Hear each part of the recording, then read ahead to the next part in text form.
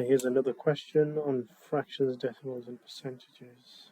So let's have a look. The newspaper reporter did a survey. He asked people what their favorite leisure activity was. The table gives more information about the answers he got. These are the numbers. So total of percentages is 100%. So we need to add these ones. 6 plus 9, 15. That is a total of 55%. So that there will be 100, take away 55%.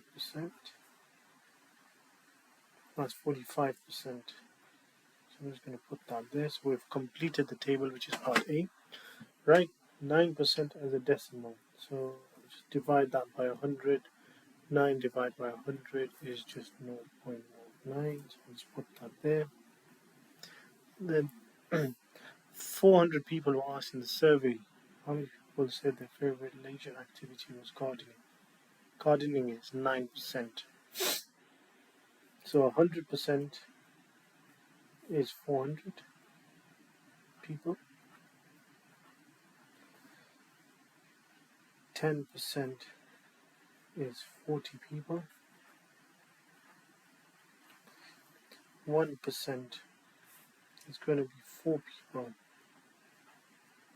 So to find 9%, take that away from that, so it's 36 people.